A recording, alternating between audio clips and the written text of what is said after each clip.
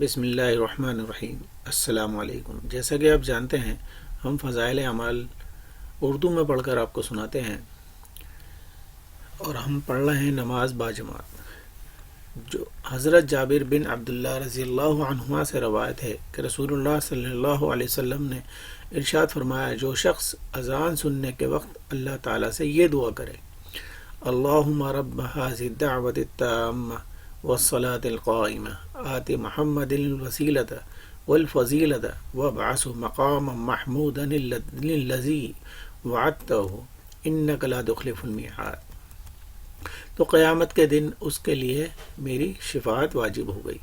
ترجمہ: اے اللہ، اس پوری دعوت اور اذان کے بعد ادا کی جانے والی نماز کے رب محمد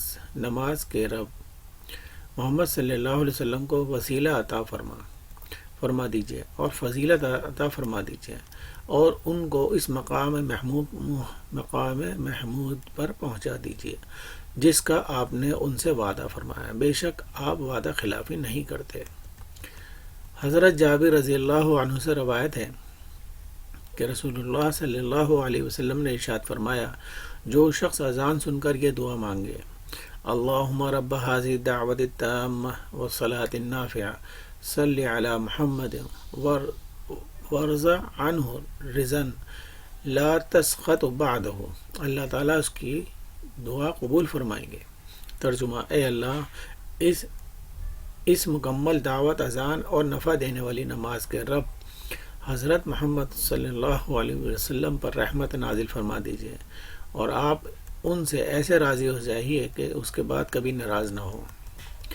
حضرت انس بن مالک رضی اللہ عنہ سے روایت ہے کہ رسول اللہ صلی اللہ علیہ وسلم نے ارشاد فرمایا، اذان اور اقامت کے درمیانی وقت میں دعا رد نہیں ہوتی، یعنی قبول ہوتی ہے۔ صحابہ کرام رضی اللہ عنہ سے عرض کیا، یا رسول اللہ، ہم کیا دعا کریں؟ آپ صلی اللہ علیہ وسلم نے ارشاد فرمایا، اللہ تعالیٰ سے دنیا اور آخرت کی عافیت مانگا کرو۔ حضرت جابر رضی اللہ عنہ سے روایت ہے کہ رسول اللہ صلی اللہ علیہ وسلم نے ارشاد فرمایا، جب نماز کے لیے اقامت کہی جائے تو آسمان کے دروازے کھول دیے جاتے ہیں اور دعا قبول کی جاتی ہے۔ حضرت ابو ہریرہ رضی اللہ عنہ سے فرماتے ہیں کہ جو شخص اچھی طرح وضو کرتا ہے، پھر نماز ہی کے ارادے سے مسجد کی طرف جاتا ہے، تو جب تک وہ اس ارادے پر قائم رہتا ہے اسے نماز کا ثواب ملتا رہتا ہے۔ اس کے ایک قدم پر نیکی لکھی جاتی ہے اور دوسرے قدم پر اس کی ایک برائی مٹا دی جاتی ہے۔ جب تم میں کوئی اقامت سنے تو دوڑ کر نہ چلے، اور تم میں سے جس کا گھر مسجد کے جتنا زیادہ دور ہوگا اتنا ہی زیادہ ثواب ہوگا۔ حضرت ابو ہریرہ رضی اللہ عنہ کے شاگردوں نے یہ سن کر پوچھا کہ ابو ہریرہ، گھر دور ہونے کی وجہ سے ثواب کیوں زیادہ ہوگا؟ ثواب زیادہ کیوں ہوگا؟ فرمایا، اس لیے کہ قدم زیادہ ہوں گے۔ سبحان اللہ۔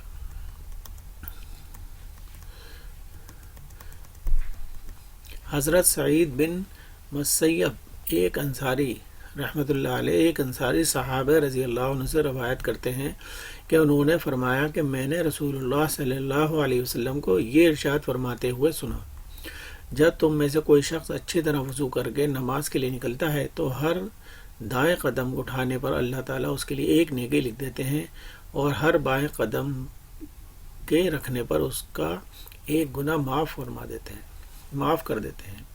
اب اسے اختیار ہے کہ چھوٹے چھوٹے قدم رکھے یا لمبے لمبے قدم رکھے۔ اگر یہ شخص مسجد آ کر جماعت کے ساتھ نماز پڑھ لیتا ہے تو اس کی مغفرت کر دی جاتی ہے۔ اگر مسجد آ کر دیکھتا ہے کہ جماعت ہو رہی ہے اور لوگ نماز کا کچھ حصہ پڑھ چکے ہیں اور کچھ باقی ہے، تو اسے جنتی جتنی نماز مل جاتی ہے اسی جماعت کے ساتھ پڑھ لیتا ہے، اور باقی نماز خود مکمل کر لیتا ہے تو اس پر بھی مغفرت کر دی جاتی ہے۔ سبحان اللہ۔ اگر یہ شخص مسجد آ کر دیکھتا ہے کہ لوگ نماز پڑھ چکے ہیں اور یہ اپنی نماز پڑھ لیتا ہے تو اس پر بھی مغفرت کر دی جاتی ہے۔ سبحان اللہ۔ اللہ تعالی ہم سب کو باجماعت نماز ادا کرنے کی توفیق عطا فرمائے، آمین ثم آمین۔ السلام علیکم ورحمۃ اللہ وبرکاتہ۔